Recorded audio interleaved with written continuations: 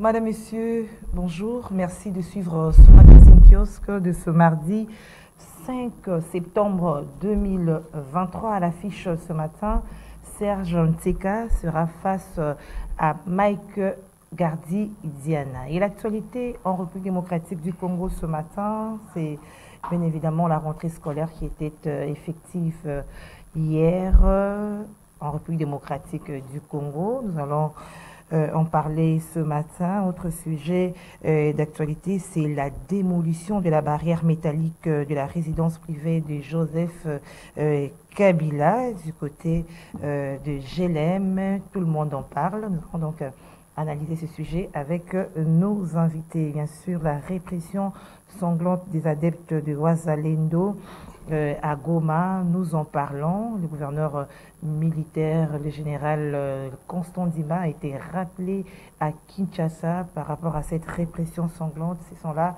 les sujets d'actualité de ce matin. Alors, Santeka est déjà avec nous. Bonjour Santeka. Bonjour Madame Gisèle, bonjour à toute l'équipe, à l'homme de Mongafula, Doudou Montiri et puis à ceux qui suivent cette émission. Merci de l'invitation. Aujourd'hui, pas d'embouteillage, Non, il y en a toujours, mais d'habitude, nous prenons des dispositions pour sortir un peu plus tôt et avec toutes les conséquences qui s'en suivent. Mais je pense que le général Blaise qui est arrivé à la ville de Kinshasa, que nous saluons en passant, est en train de prendre quelques dispositions. Déjà du côté tracasserie, j'ai comme l'impression que ça baissait. Et puis, il reste maintenant de travailler la circulation. Quand la GIR, la garde républicaine, assure la sécurité, par exemple, sur l'avenue du tourisme entre Raymond Aliéma, et c'est fluide, alors qu'il y a un quartier général de roulage à Kitambo Magasin, mais je ne sais pas pourquoi on ne les déploie pas à cet endroit-là, aux endroits, et même à l'entrée Camp Mimosa. Et pourquoi on ne les déploie pas? On ne les déploie pas. Mais c'est comme si nos roulages ont été démobilisés depuis que le général Blaise a interdit toute interpellation sur la voie publique.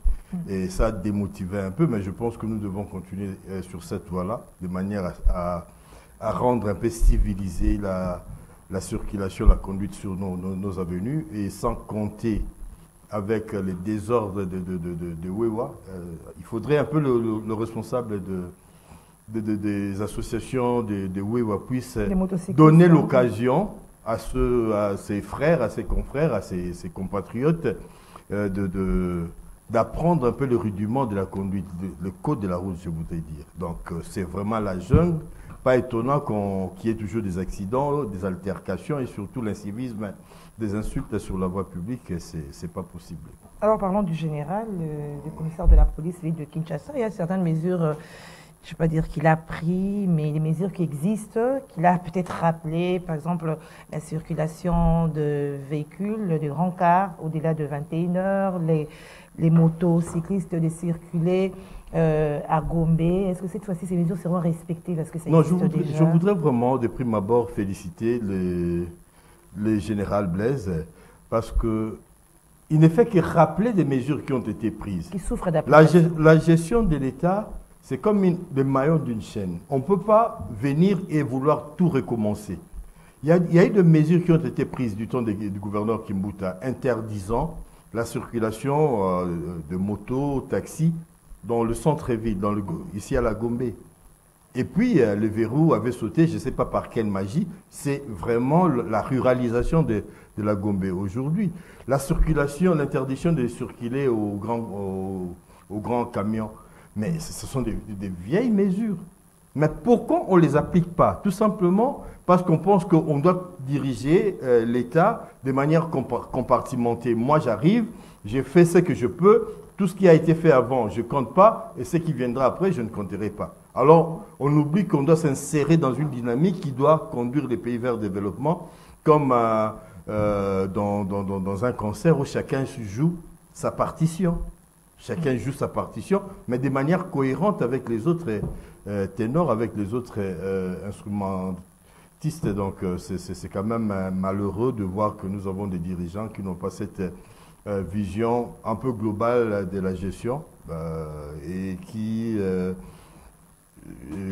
ils sont là juste à gérer les épiphénomènes, l'instant présent. Et puis après, on se plaint du désordre alors que les mesures ont été prises il y a longtemps. Ça souffre d'application. Que faire pour que ces mesures soient efficaces, s'appliquent réellement, sinon ça resterait d'être morte comme d'habitude? Madame, la réponse est dans votre question. L'État ne se plaint pas. On a, quand on est gouverneur, quand on est bourgmestre, quand on est ministre, on a le moyen de l'État pour faire appliquer la loi. Le gouvernement provincial a le moyen financier, a le moyen humain, a le moyen sécuritaire. La police de la ville de Kinshasa est au service du gouvernement provincial. Donc c'est dans la loi, il faut lire la loi et puis l'appliquer, mais l'appliquer de manière humaine. L'appliquer avec une certaine pédagogie, commencer par expliquer et nous allons faire ceci et faire cela parce que souvent chez nous quand on applique des choses, c'est aussi, on va d'un extrême à un autre avec beaucoup presque de méchanceté, beaucoup de brutalité et ça perd aussi son sens. C'est-à-dire commencer par expliquer aujourd'hui que on ne peut pas circuler parce que. Mais on a expliqué maintes fois, Serge. Mais quand est-ce que vous avez entendu les autorités, tant au niveau national que provincial, expliquer ce genre de choses? En tout cas, moi, je n'en ai jamais entendu. Plutôt, percevoir les taxes, mettre les machines pour prendre les 1000 francs ou les 500 francs, ça, on le voit. C'est-à-dire, quand on commence à percevoir de l'argent dans des endroits interdits de circulation, donc vous autorisez de manière tacite ces gens-là, ces corps de métier, à exercer. Et ne mettez pas de gens pour percevoir de l'argent, de parking aux motocyclistes, c'est là où la loi interdit. On ne peut pas vouloir une chose et son contraire au même moment. Mais madame, je voulais quand même dire quelque chose par rapport à la fonction publique. Et je l'avais dit la semaine passée, je reviens aujourd'hui parce qu'il y a un de fonctionnaires mis à la retraite, un directeur je crois, il y a 19 directeurs et secrétaires généraux mis à retraite, dont les noms se sont retrouvés sur la liste des cadres décédés. Ils attendaient leur paye de fin de service, on ne les paye pas, cette paye-là n'arrive pas, et ils retrouvent leur nom sur la liste des agents décédés. Et malheureusement, il y a un de leurs qui vient de rendre l'âme dans des conditions que je ne peux pas vous dire. Il est décédé réellement maintenant. Il est décédé réellement parce que ce sont des personnes âgées qui n'ont pas beaucoup de ressources et beaucoup d'énergie et des suites de ces problèmes-là. Alors, j'en appelle encore une fois, vraiment, un peu d'humanité, quoi. Je suis vraiment même en train de supplier des ministres de la fonction publique, le ministre des budgets, le ministre des Finances, d'arranger ces affaires-là. Des gens qui ont mérité de la République, qui ont travaillé dans le silence, dans l'abnégation, en acceptant toute leur vie, et ce n'est pas comme ça que la République peut payer les dignes fils qui ont travaillé. Il ne faut pas nécessairement être ministre, président de la République, parce que tout le monde ne peut pas l'être. Tout le monde ne peut pas le devenir. Mais les gens qui ont travaillé, qui peuvent créer des vocations, donner de l'envie aux jeunes, des jeunes de la fonction publique, s'ils sont traités de cette façon-là, je me pose la question pour la suite. C'est déplorable. Je me pose la question pour la suite. Et puis, j'avais reçu quelques préoccupations des amis des Matadi, du Congo central, précisément de Matadi, au sujet des stades de Lumumba.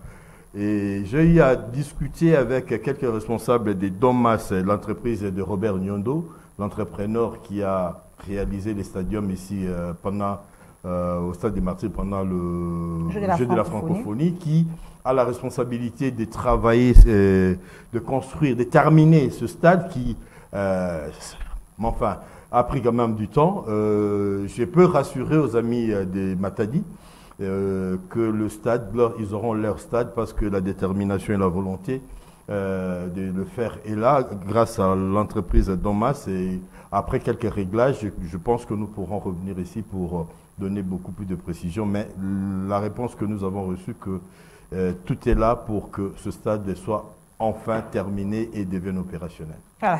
Merci Serge Tseka. Alors tout à l'heure là vous parlez du respect de la loi. Alors il y a la loi qui a été respectée, on a fait respecter la loi quelque part. c'est la démolition de la barrière métallique de la résidence privée de l'ancien président Joseph Kabila. Ça fait grand bruit. Tout le monde en parle. Comment vous avez perçu cette décision? Je commencerai par la réaction de C.G. Chadari, le secrétaire général du PPRD, et avec les autres amis qui étaient là, Abdoul, j'ai vu beaucoup de gens qui ont parlé de l'acharnement contre la personne et la famille Kabila. J'ai suivi le confrère Epus Romain, j'ai suivi Jean-Pierre Kayembe, qui ont abondé pratiquement dans le même sens et qui parlaient de violations du domicile des chefs de l'État, alors que sa personne, ses biens, sa famille sont protégés par rapport au regard de la loi, par rapport à son statut d'ancien président, ce qui est vrai. Et j'ai suivi aussi de l'autre côté Yves Abdallah qui a fait une balade à cet endroit-là et qui a semblé énerver aussi les autres amis. Entre les deux thèses, on est face à un débat politique ou un débat technique? Je me rappelle quand on était un peu plus jeune élève, il nous arrivait des fois de sécher l'école, de faire le tour vers derrière CCIZ à l'époque. On pouvait prendre les taxis qui étaient au magasin, on passe par la clinique Galema ou à l'avenue, je crois, le nom Tchad, le nom m'échappe, et vous descendez jusque, vous sortez derrière c'est ce qui était CCIZ à l'époque. Et avec l'avènement de l'AFDEL, quand le président Kabila a pris possession de ces bâtiments, donc GLM, les bâtiments groupe Lito Moboti, et l'autre bâtiment qui appartenait au Premier ministre, ministre des Affaires étrangères et à tous les restes, on a fermé pour des raisons de sécurité, on a mis des barrières. Mais après, à l'avènement du président Tshisekedi, on a ouvert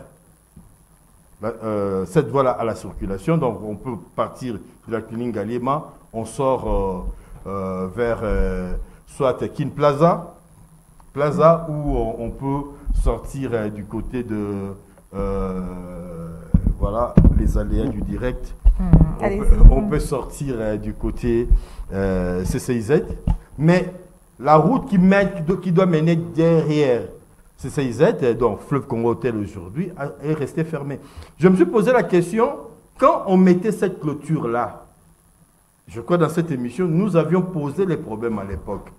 Comme d'habitude, on n'avait pas reçu de réponse. Si on a ouvert la voie, pourquoi il y a deux résidences, mais il y a une route au milieu, pourquoi ne pas, en ce moment, intervenir, faire respecter la loi? C'est la question que nous nous posons en toute objectivité. Parce que cette clôture-là ne s'est pas faite en une journée. Ça a pris quelques jours et tout le monde passait là pour voir. Pour paraphraser les ministres Mouyaya, que je salue également en passant, on passe devant le palais de la Nation. Et pourquoi on ne pourrait pas passer devant la résidence de l'ancien président? Je pense, là je le dis en quinois, quelqu'un qui a connu cet espace-là avant que l'AFDEL ne vienne. Mais maintenant c'est aux spécialistes, je pense aussi aux conservateurs, je pense aux urbanistes, je pense aux chefs des quartiers, tous ceux qui ont été là, de nous éclairer davantage. Je n'ai pas la prétention.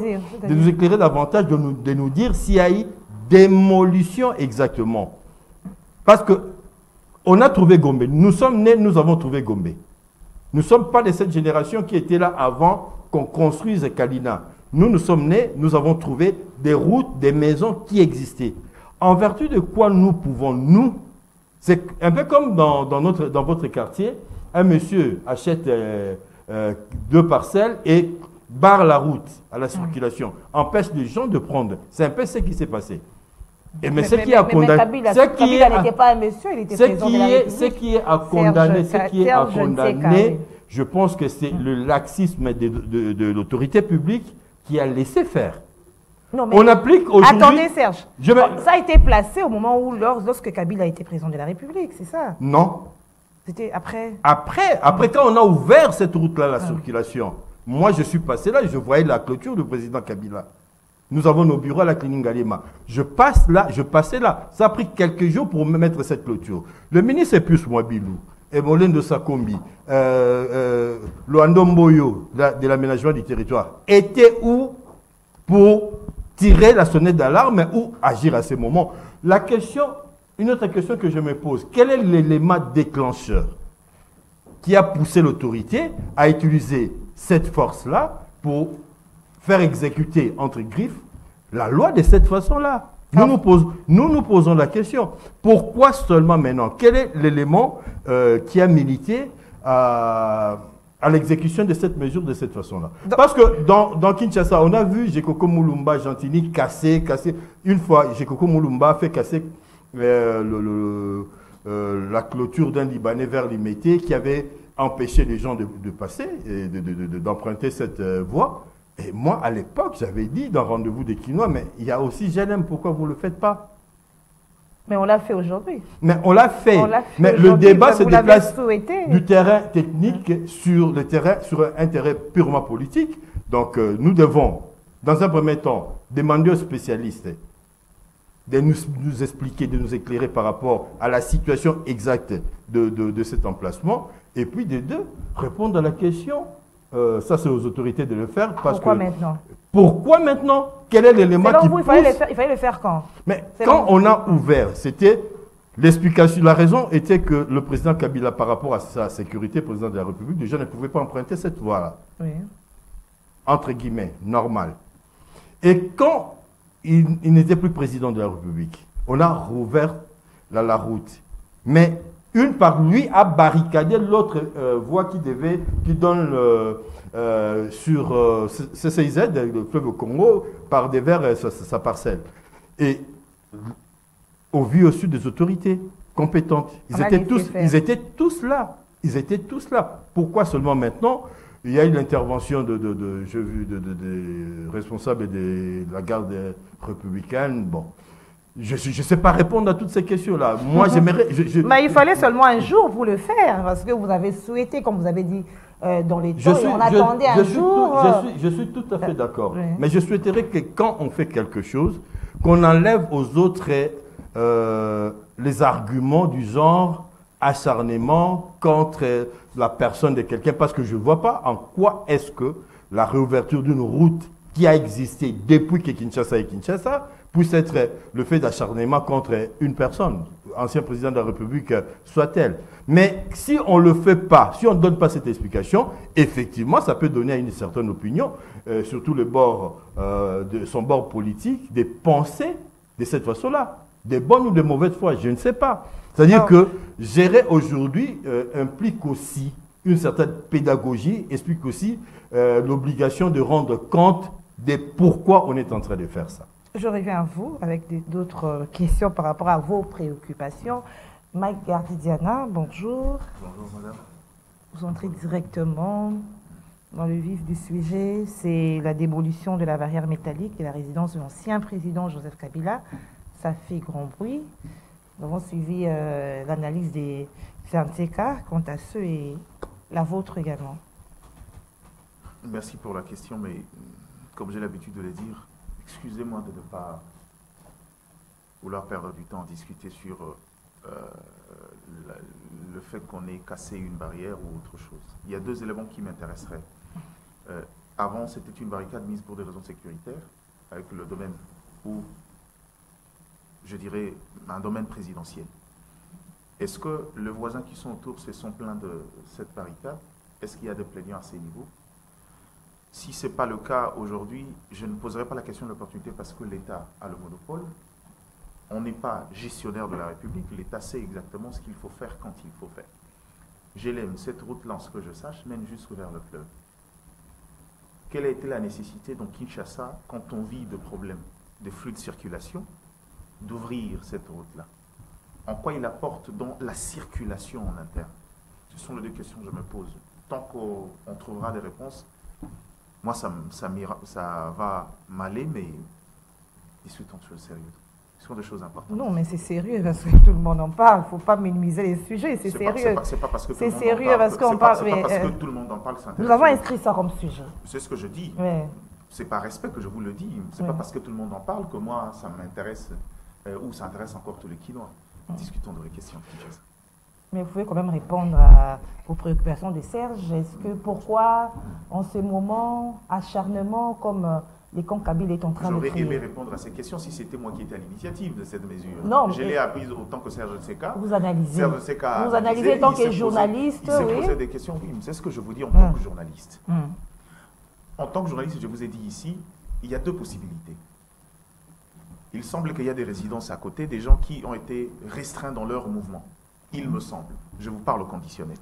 Est-ce que ces derniers se sont plaints de la situation? Si c'est le cas, il y aurait une décision de justice qui pourra finalement, en fin de compte, décider de ce qui est arrivé. Ils se plaignent, oui. Deuxièmement, aujourd'hui, on me dira, bon, écoute, pour des raisons de circulation, cette route-là peut désengorger la ville, encore la circulation dans ces coins-là, et que pour ces raisons-là, pour pouvoir assurer justement l'équilibre et la circulation fluide dans la capitale, on décide de rouvrir cette route-là.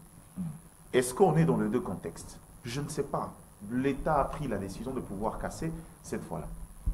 Encore faudrait-il que je me doute fort que Kabila travaille encore là-bas. Kabila a un domaine très connu à Kingakati aujourd'hui. Il a pris ses bases là-bas. Je crois que c'est le gros de ses activités se déroule là-bas. Peut-être. Si vous voulez, parce que vous voulez que j'aille plus loin, vous voulez que j'analyse sur cette question-là, quand les gens en parlent, quelle est l'image que les gens ont de cette situation? Comme d'habitude, l'ambivalence. Certains pensent que c'est des règlements de compte, comme on en a toujours l'habitude. C'est-à-dire que politiquement, on veut saboter, on veut restreindre, on veut faire ceci. De l'autre côté, on estime que non. Il y avait aussi un régime des hommes forts qui pouvaient facilement décider du sort de la cartographie de la ville. C'est des avis qui se valent. Mais moi, je crois qu'à cet instant ici, au regard des éléments qui sont mis à la place publique, je ne vois pas pourquoi on reviendrait pour en discuter. Moi, je vous comprends, vous, parce que on dit chaque sujet de société qui atteint une certaine proportion acquiert une dimension politique. Je le comprends. Mais, ma foi, à ces stades ici, laissons les politiques faire leur débat. Laissons les politiques entrer dans leurs analyses parfois subjectives et autres. Moi, j'ai posé des questions fondamentales qui peuvent justifier cette décision-là.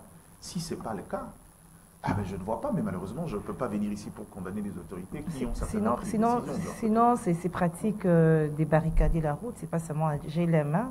Dans plusieurs coins de la capitale, vous allez voir une personne, surtout les gens qui sont un peu élevés en dignité, ils barrent la route, c'est un peu partout. Il faudrait passer tout en dessous. C'est quoi là pour casser? Oui. On a barré la route. Je pourrais peut-être vous apporter une autre information. Je me suis rendu compte aujourd'hui en venant par Le Pen, même la grande route qui traverse le palais de Marbre a été ouvert.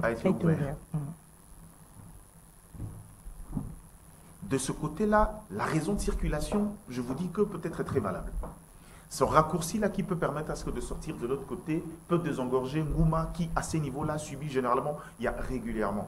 J'ai d'ailleurs l'habitude d'arriver ici souvent en retard, c'est parce qu'il y a des tronçons où les embouteillages ne ratent pas. Ngouma, haute tension, prolongement jusqu'à haute tension, Saint-Luc ou encore Delvaux. À ces niveaux-là, les raisons de circulation peuvent se justifier. Mais il ne faudra pas oublier, nous sommes un peuple. Quand on veut prendre une décision, tenons aussi compte sur la mémoire collective. Il y a deux éléments qui nous unissent, il y a des éléments d'histoire qui nous unissent. Aujourd'hui, il ne faudra pas, je ne le dis peut-être pas, peut-être c'est nous qui faisons mauvais usage de cet endroit.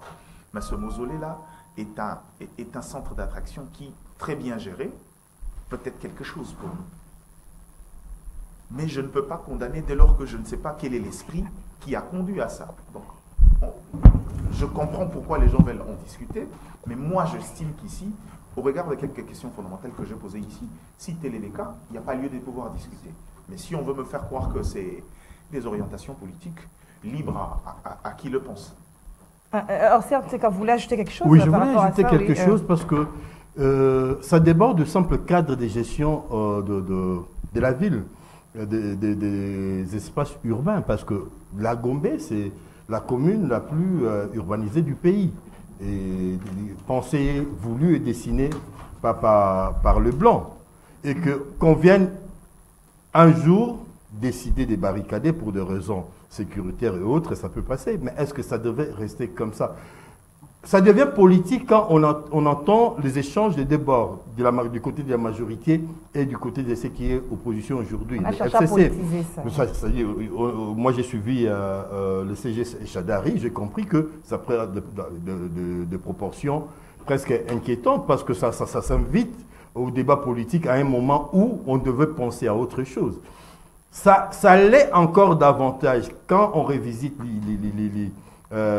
l'histoire récente. Ici à Congo-Brazza, Sassou perd les élections, il reste dans sa résidence d'Impila et on envoie une opération pour aller contrôler sa résidence. Ça aboutit à quoi? À l'éviction de Lissouba qui était président et Sassou est revenu aux affaires jusqu'à présent. C'est-à-dire, mais c'est pas le cas, ici on n'a pas contrôlé. Ici, je ne dis pas, je ne le souhaite pas. Oui, je ne le dis pas et je ne le souhaite pas. Mais en tant que journaliste, j'ai l'obligation de révisiter l'histoire pour voir des actes comme ça peuvent aboutir à des situations que personne ne peut imaginer. Alors vous avez souhaité que ça reste comme ça éternellement, barricadé, même s'il ne revenait plus au pouvoir. Vous savez, comme tout le monde, que moi, ma passion, c'est Kinshasa. Moi, Kinshasa, c'est mon village, c'est ma ville, et je l'aime comme jamais. Mais déjà, le fait de prendre la mesure, de barricader une route en plein Kin, ce n'était pas normal. Mais c'est passé parce que ça ne dépendait pas de nous. Et pour des raisons sécuritaires, le chef de l'État a droit à une certaine protection. On est d'accord. Mais il n'y a pas que ça. On a rouvert la route des Palais de Marbre, et Diana venait de le dire. Mais à Limete, il y a des avenues qui sont encore barricadées. Il y a des gens aujourd'hui, à Kitambo, un peu partout à Limete, industriels ou quoi, qui barrent des routes comme ça de leur propre chef parce qu'ils ont quelques millions, ils ont quelques amitiés dans la sphère politique. On aimerait que cela soit vraiment de manière impersonnelle, que le gouvernement puisse communiquer de manière à prouver à ceux qui douteraient encore que ce travail-là rentrait dans la gestion quotidienne de l'État. Et il y a des responsables de l'urbanisme, il y a le ministre Mouabilou qui est là, aménagement du territoire, Guy Luandomboyo, qui puisse s'exprimer. Et je donne rendez-vous aux téléspectateurs le jeudi dans Rendez-vous des Quinois. Nous reviendrons peut-être avec d'autres acteurs pour nous éclairer par rapport à ça. Question de vider les arguments et les velléités qui voudraient se servir de cela pour déstabiliser quoi que ce soit, parce que nous avons besoin de la paix dans cette vie. Voilà, merci Santé Kaya, M. Gandhi Kassé Bokabo qui est avec nous. Bonjour. Bonjour. Alors, vous donnez également votre point de vue par rapport à ce sujet de la démolition de la barrière métallique. Ce n'est que le droit, en fait, hein, puisque ce lieu, c'est un lieu de passage pour tout le monde. Comment est-ce qu'une personne, même s'il était président de la République, peut décider du jour au lendemain de barricader une route pour tous les citoyens? Ça pose un problème. Allez par exemple en France. Vous passerez à pied, en voiture, en face, il y a des boutiques, en face de la présidence de l'Élysée, qu'on appelle l'Élysée, mais les gens passent. Normalement, il y a deux gendarmes devant là qui gardent la présidence, devant comme derrière, vers les Champs-Élysées. Ça n'a jamais posé de problème de sécurité. Regarde aujourd'hui. On a ouvert la route du Palais de la Nation, du moins qu'on appelle aujourd'hui, comment on appelle ça? Palais de la Nation. Mais c'était aussi barricadé à l'époque de Kabila. C'est pas normal. On a cité, notre ami Diana a cité les cas de Palais de Marbre. Et encore, je rappelle encore aujourd'hui, la nuit, entre 21h, 22h, il y a des militaires sans commandement de leur hiérarchie qui barrent la route pendant 1 heure ou 2 heures pour avoir un peu d'argent pour le café le lendemain matin, ce qui est illégal. Donc non, il faut revenir vers l'état de droit. Il y a beaucoup de poches ici à Kinshasa où n'importe qui fait n'importe quoi. Revenons à ce que l'administration prenne le devant. Donc, en fait, cette histoire que l'État essaye de pouvoir faire revenir l'ordre, c'est normal. Que les autres potentates de l'ancien régime viennent alors qu'ils n'ont rien à voir avec Kabila en tant que personnalité privée. Moi, j'aurais voulu voir à cette place-là des membres de la famille de Kabila où Kabila lui-même s'insurgeait. Mais que les Chadar et autres... Hein? Ouais? Lui, il parle pas. Mais oui, mais Chadar, il n'est pas de la famille de Kabila. C'est une affaire, c'est un fait privé. Famille politique. Mais c'est pas, la parcelle n'appartient pas à la famille politique. Est-ce qu'on a détruit? Il y a eu une destruction méchante? Je ne pense pas. Donc c'est un faux problème. Ils ont voulu monter au créneau puisqu'ils n'ont plus rien à dire.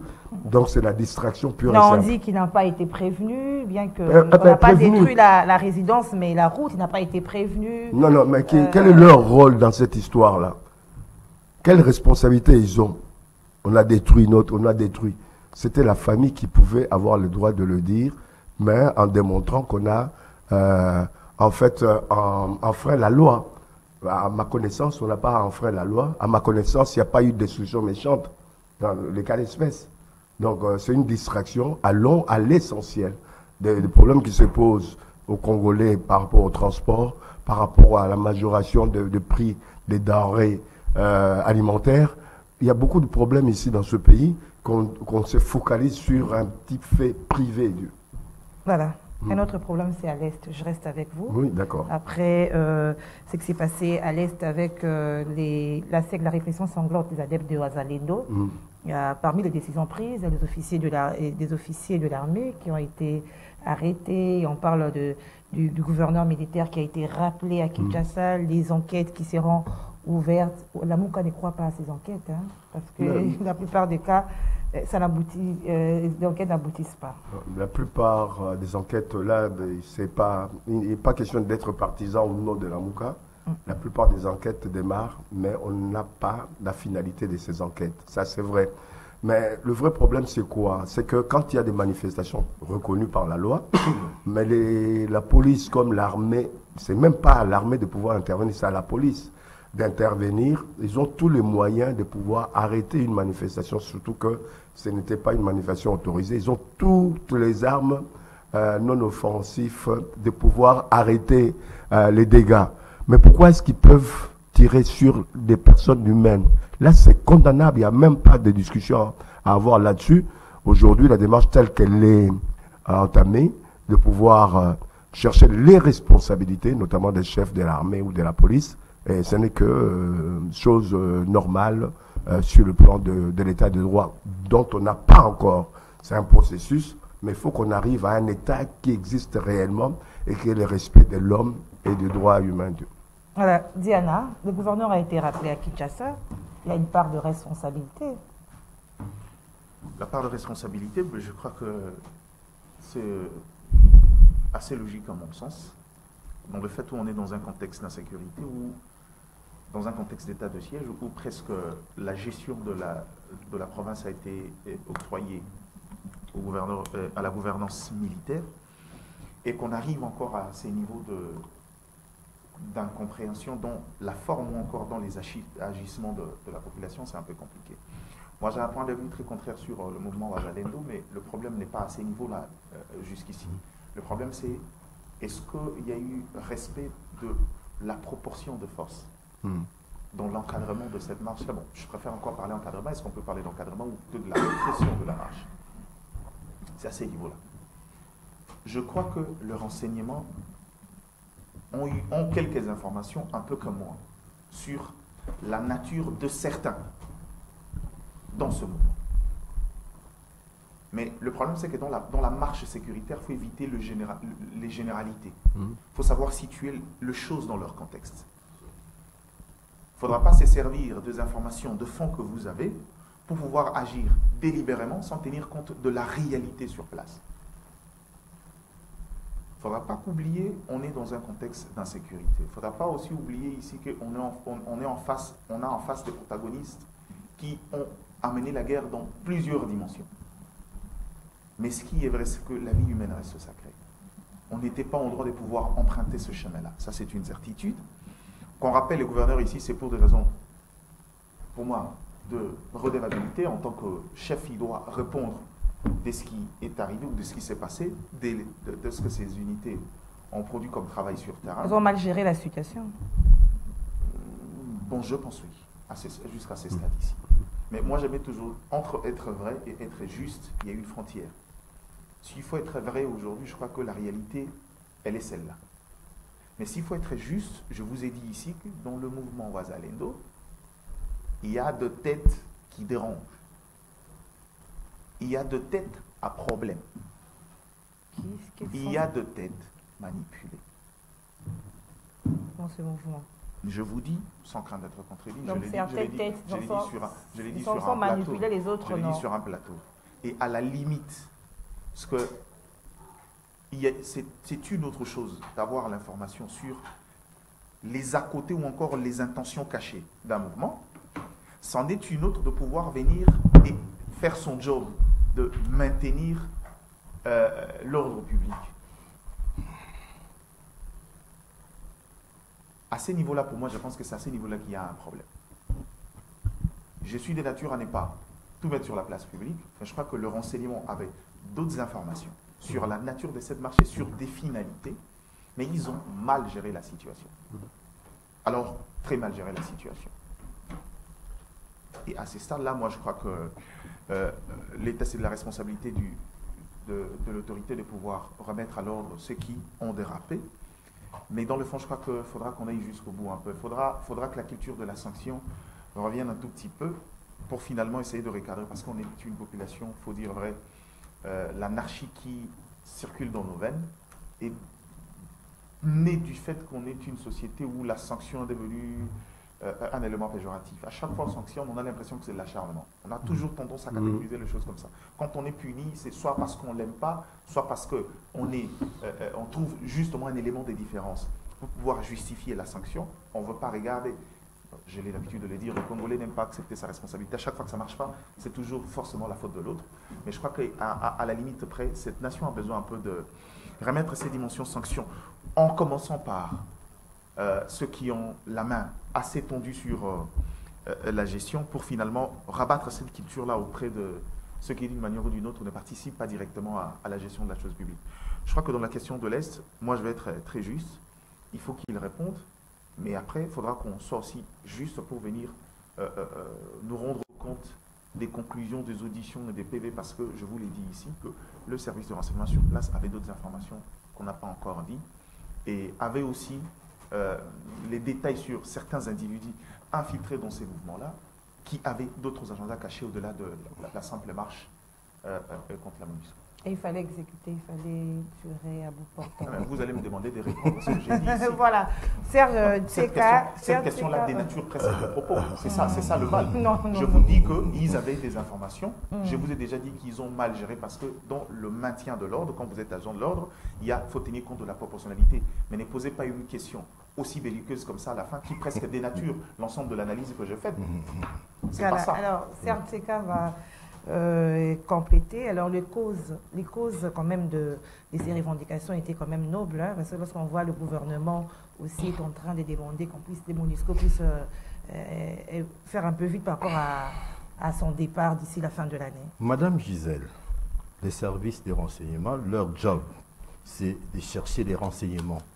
C'est d'avoir les renseignements, de le traiter, et puis de faire des conclusions et d'anticiper sur certaines choses. Il y a deux choses que nous devons regretter dans ce qui est arrivé à Goma. D'abord, des vies humaines ont été fauchées, des Congolais qui ont été tués par des forces congolaises. Et deux, la réputation du pays, la répercussion de ce qui est arrivé, la réputation du gouvernement, du pays, et la récupération politique qui s'ensuit. C'est-à-dire, selon certains bords politiques, Bunagana est attaqué, les M23 sont là, mais on se permet de tirer sur des Congolais qui sont en train de manifester. Ils n'étaient pas armés. C'est-à-dire, de manière globale, ça donne une image vraiment, vraiment négative. Au moment où beaucoup d'efforts ont été fournis, reconnaissons-le, il y a eu un forum dernièrement pour qui doit livrer ses conclusions en ce qui concerne le pour ou le maintien au nom de l'état des sièges. Il y a une démarche qui était enclenchée dans ce sens-là. Mais que le jeune de Goma dise non à la MONUSCO, ce n'est pas la première fois. Pourquoi ça doit gêner? S'il y a des suspects, comme Gardi venait de le dire, mais on a des professionnels en matière de sécurité, des renseignements. Pourquoi ne pas les appréhender, les anéantir, attendre que ces suspects-là puissent se mettre dans la rue et appliquer de grands moyens comme ça? Non, ça c'est disproportionné. Et là, il n'y a pas de débat. Un État ne fonctionne pas comme ça. Un État ne peut pas cautionner cela. Qu'on rappelle le général Nima ici à Kinshasa, qu'on interpelle les généraux, ce n'est que normal. Mais ça doit aussi faire de bruit, ça doit aboutir. Parce que Où sont les conclusions des enquêtes sur les aînés en Équateur, sur le Bundu Congo, dans les Congo central ici, je pourrais en citer autant. Où sont les conclusions? On doit aujourd'hui, si nous voulons vraiment être respectés, respectables, et être l'état des droits que nous appelons de tous nos voeux, être sérieux par rapport à nous-mêmes. On ne peut pas tirer sur des compatriotes de cette façon-là. On ne peut pas. C'est-à-dire, devant le fait, toute argumentation tombe. Devant le fait. Les faits sont là. On a tiré et on a vu les images. Si c'est vraiment des images qu'on a vues là, il n'y a pas eu respect. Il n'y a pas eu respect même de mort. On ne respecte pas les personnes de leur vivant. On ne le respecte même pas dans leur mort. Alors il faudrait que, de la même manière qu'on puisse avoir des mesures qui essaient, on ne peut pas réparer cela, montrer la volonté du gouvernement de faire les choses autrement.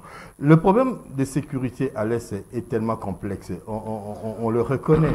Mais il faut aussi, je comprends, des solutions complexes parce que nous avons confiance en nos autorités, nous avons confiance aux autorités de nos forces armées. Dans l'armée, ne tire pas qui le veut. On tire que quand on reçoit l'ordre de tirer. C'est rangé comme la musique, quoi, comme une note de musique. Vous ne pouvez pas de votre propre chef tirer sur les gens si vous n'avez pas reçu l'ordre de le faire. Si vous le faites, c'est de la rébellion.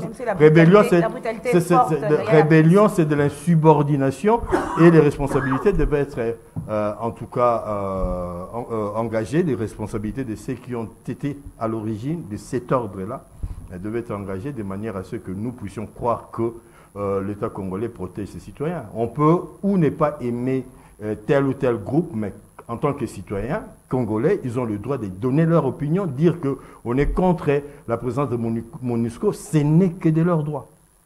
Ce n'est que de leur droit. Alors, Gandhi Kassedi, on revient avec vous sur la cause même de cette manifestation, le départ de la MONUSCO. Oui, le départ de la MONUSCO, moi je dis que ce n'était pas fondé sur le plan de droit, ni sur le plan politique, puisqu'il y a eu déjà une démarche officielle engagée par le gouvernement congolais. Il y a une démarche qui est déjà développée au niveau des Nations Unies pour reconnaître que, à l'issue de 25 ans, d'une vingtaine d'années passées par la MONUSCO ici, et qui était d'abord la MONUC, il n'y a pas eu de résultats escomptés. Et compte tenu de tout cela, et le gouvernement et les Nations Unies sont tombés d'accord pour entamer une procédure de pouvoir alléger la présence des Nations Unies ici. Ça prend du temps et ils ont Non, ça vient d'être décidé il n'y a pas 3 mois, il n'y a pas 2 mois. Moi, je dis que c'est un problème, un faux problème. Puisqu'il y a eu une démarche.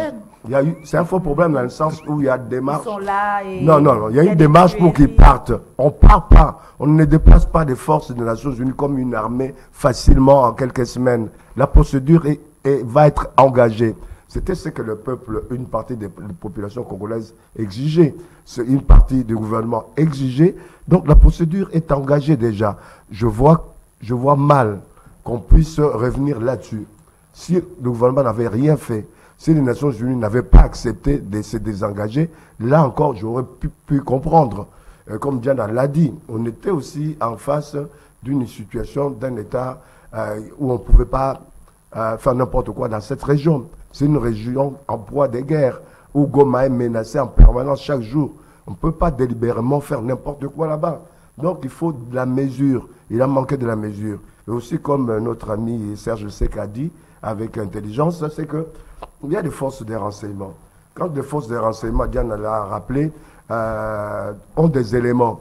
Mais c'est à l'administration par la suite de jouer son rôle, de faire le nécessaire, d'étouffer dès le départ cette manifestation. Il y avait des possibilités. Pourquoi on a laissé faire pour arriver à ces exactions?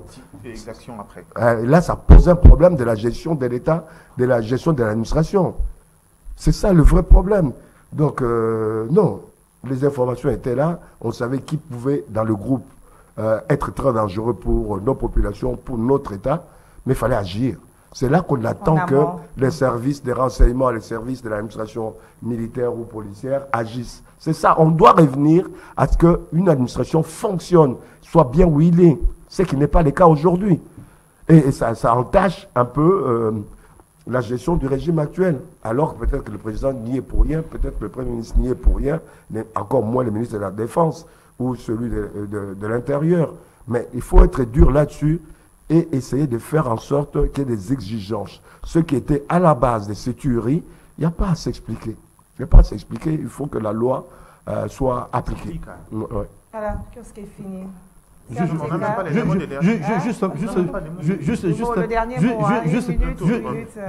un mot.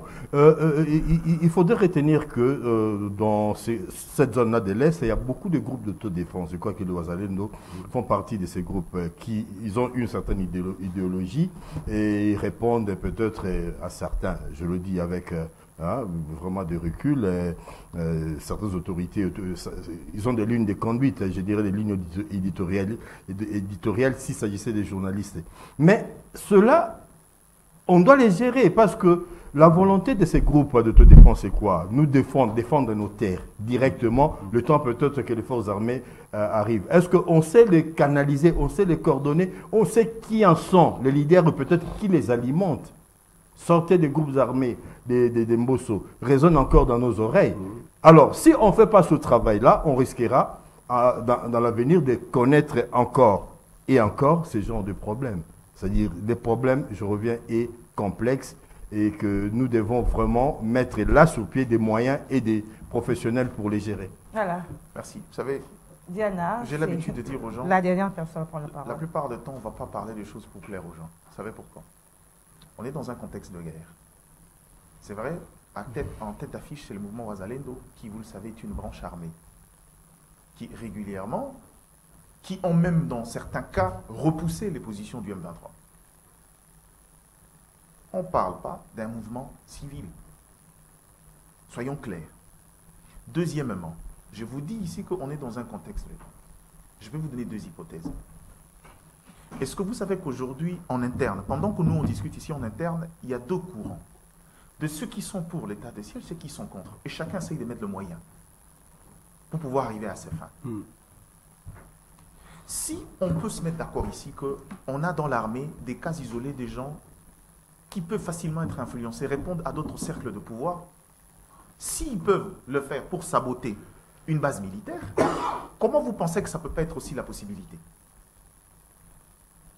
J'ai appris, moi, dans ma formation, à faire la part des choses entre ce que je peux dire à la télé et ce que je ne peux pas dire. Mais la vérité ici, c'est que le contexte ici, croyez-moi, quand je vous ai dit ici qu'il y a un problème de renseignement, il y a un problème de la gestion de l'événement, ou encore de ce problème, parce qu'au regard des informations qu'ils avaient, ils avaient la possibilité de pouvoir gérer les choses différemment et autrement. Je crois aussi que quand Serge Tekapa dit un militaire ne tire jamais sans avoir l'ordre, non, ce n'est pas ça. Un militaire a une marge de manœuvre. Quand il arrive dans une zone pour des raisons d'autodéfense, quand la proportion en face met sa vie et la vie de son groupe en péril, ce militaire a le droit de tirer et il va se justifier devant la cour martiale ou autre cour militaire. Quand la pression est forte. Hein. Quand la pression ou quand il est en face d'une situation qui peut imploser. En face des gens armés. Non, c'est ce que j'ai dit. Oui, c'est ça, c'est juste de menacer sa vie. Est-ce que c'était le cas pour puisqu'il y a deux enquêtes, il faut dire la vérité, on a déjà dit, si on ne va pas se répéter, c'est amateur d'aller tirer sur des gens comme ça. C'est une vérité. Mais puisqu'il y a des enquêtes, on veut voir clair dans ces enquêtes parce que on est dans une zone où la bataille de stratégie est devenue extrêmement forte. Merci. Merci Maïgardi Diana. Merci. Oui. Monsieur Gandhi Kassede, oui, vous êtes venu en retard, c'est votre... Oui, non, je ne parle pas d'avant. Je ne parle pas d'avant, je parle après la conclusion. La conclusion, c'est fini, malheureusement. 5 secondes d'abord. Non, mais c'est disproportionné, dans le sens où ils n'étaient pas armés. Comme ils n'étaient pas armés, nous avons des canons à eau. Et ces canons à eau arrivent, en général, à disperser les gens. Pourquoi ils n'ont pas exploité cette arme pour pouvoir disperser les gens et arrêter ceux qui étaient les meneurs? S'ils ne l'ont pas fait, c'est qu'il y a anguille sous roche. Merci. Merci. Il y a eu des marches contre MONUSCO. Merci. Pourquoi il n'y a jamais eu de répression que sur cette marche? Ça vous dit que la mauvaise gestion d'une information en leur possession, ils pouvaient le gérer autrement au lieu d'aller tirer. Voilà, merci à vous, fidèles téléspectateurs. L'humanisation du des magazine forces de sécurité. Kiosque. Et des Merci à renseignements. Niwa Pezo, Moro Zambé, Bruno Nding, Alain Kabongo, José Andia. Merci au coach Doudou Montieri de l'homme de Mongafoula. Madame, monsieur, je vous retrouve demain à la même heure avec